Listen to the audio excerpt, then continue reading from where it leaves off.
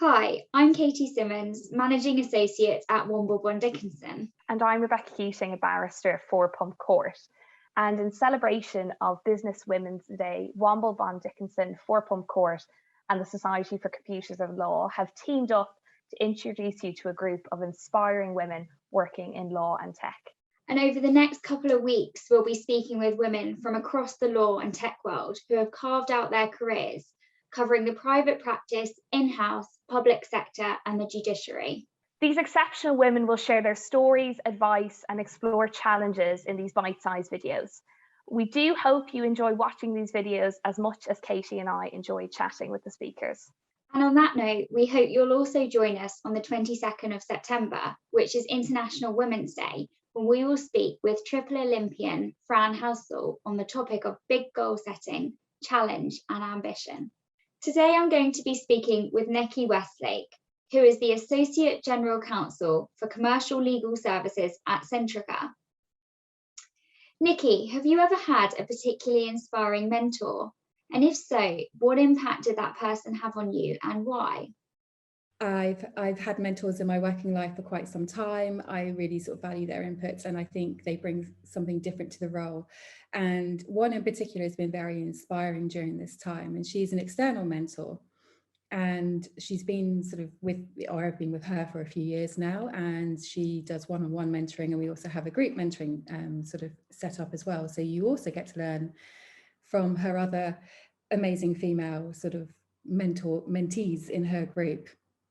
So she's very good because she's coming from a corporate background. She's very tough, very fierce.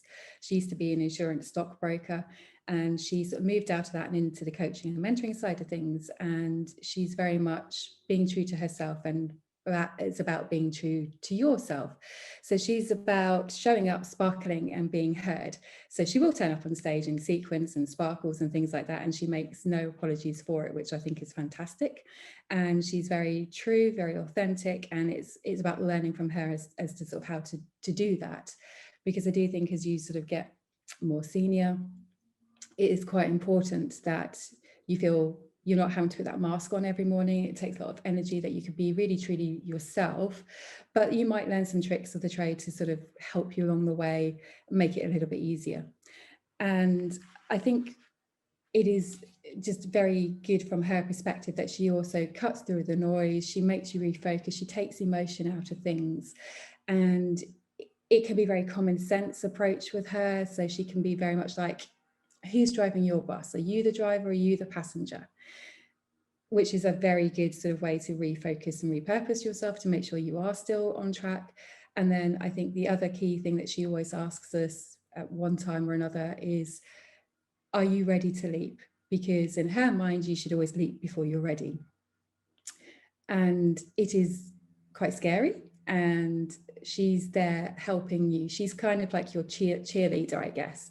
And it's really, really been great to have her virtually almost on my team. So when I've had some tough situations or conversations or meetings, I kind of almost picture her either on my shoulder or sort of sat in the corner, sort of prompting along the way of the things that we discussed prior to that session, and to make sure that I don't lose the track or the focus, or that I don't back off from something I feel very strongly or quite passionate about, which can be quite hard to do sometimes depending on the environment you're in. So I have really sort of found her and her ways, simple sometimes is best. And it's just quite inspirational how she can condense it and just make it personal to you and drive results. How important do you think female role models are for organisations, and why? I think they're very important. I think that in the sort of last few years, we've seen a lot of movement. We've seen sort of the drive to have the 30% club and that sort of thing. We are obviously seeing a more of an increase of females making board positions now, or very senior positions in organisations. Doesn't always have to be board level. And I think without those sort of people coming through and those role models to aspire to, it's quite hard for the generations coming up behind to kind of keep going, especially in male-driven environments. Tech is obviously quite a male-driven environment, or traditionally has been, and law has been actually quite a lot of the time as well, in the energy field I'm in now too. And finding those female role models who still have that strength to stand up, speak up, make the comments, make themselves known, push back when necessary, they're showing the way still. And it's kind of almost taking over that role model of sort of your family and your sort of friendship group, as to like, you know, you got this far, how do you get those next sort of few steps? And having people in place who you can look up to and see how they've done it. I think it's just, one, it's inspirational and motivational, but two, I think it's just so important to show the way. And I think what also is quite nice in the last few years is a lot more women who are becoming more senior are not forgetting how they got there. And they are making sure that those that are coming up behind do not feel that there isn't a place for them, or that they can only go so far. You know, they're actually helping, whereas I think in the past there may have been a bit of like, yeah, I've got here, I don't want you here too, sort of thing. So I think, you know, and I've certainly seen it within sort of the organisation I work in, and I can sort of name probably 2 or 3 women very quickly who I would sort of look at and think, absolutely, I want to learn from you.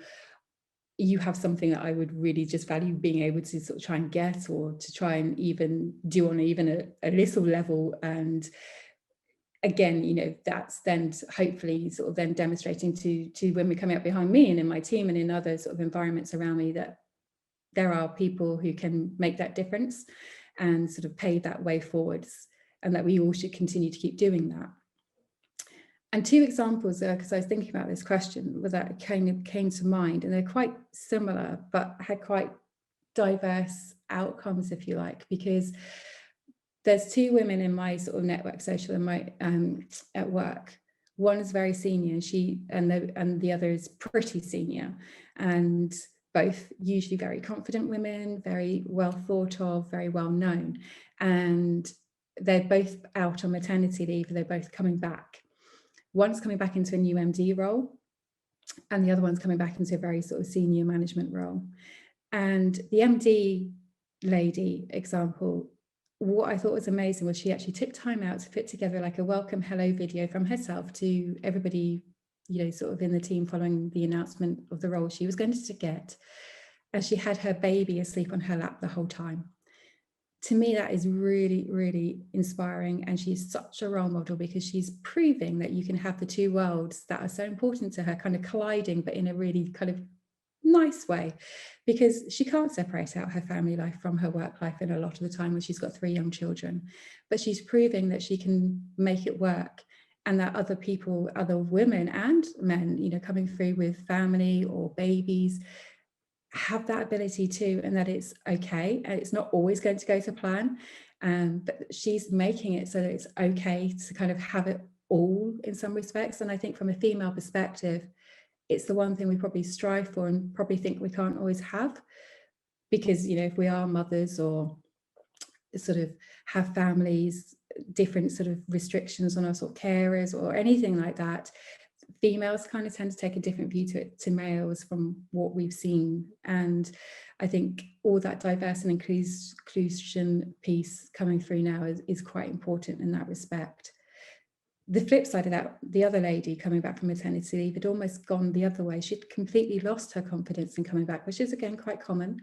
And I was in a meeting with her the other day, and at the end of it, I kind of just messaged her on here afterwards and just said, are you aware you pretty much apologized for every single thing you said or suggested in that meeting?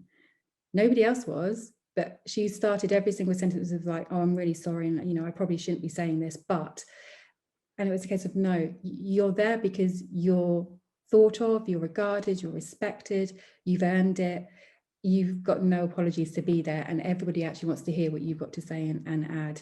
And I think it's just really important to have the role models coming through to sort of, you know, help, and they show they're, you know, human as well. It's just, I think, really important for the generations coming through below to see that all play out. Frustratingly, many women in tech consider that they have been discriminated against at some point in their career. Nikki, do you have any advice for women who feel that their gender has affected the way that they are treated or perceived? Yes, and I think the simplest answer to that is you have to stand up to it. it might sound quite hard or quite direct, and it will probably feel quite difficult to do so. But if you don't take on what they've said or how they've behaved, and you don't kind of draw it to their attention, you're complicitly letting them get away with it.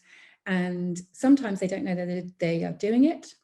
Other times, of course, it can be quite deliberate, and most of us have probably experienced both at one time or another. So I do think speaking up for yourself, landing that message that what you've heard or how you've perceived it is not quite acceptable, can either open up that conversation so you can have that sort of dialogue and get to an end result, which is much better for both, or you've at least made your point to somebody who's intentionally done something that you're kind of onto them, and you're not just going to sort of sit back and let them kind of just carry on that sort of behavior.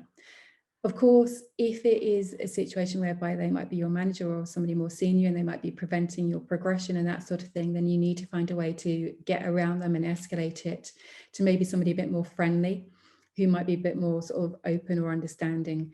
And again, you know, who may or may not be aware of that individual's behavior themselves.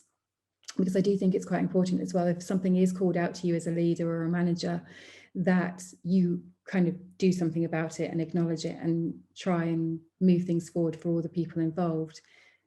It won't always have that happy outcome, of course, we do know that. But I think if you've done everything you can, you hold your head up high, you stay empowered and you stay in control. And that then allows you to make your decision making going forwards, because actually you might also come to the conclusion that the organisation you're in is not the right one for you if they're actually condoning that sort of behaviour or not challenging that behaviour and supporting you in doing so. So it is being brave. It is about making sure you can land that message. It doesn't have to be in an aggressive way or an assertive way. There are many ways to land a message, but I think it is important that you do so. The other thing I would add is which I find quite useful.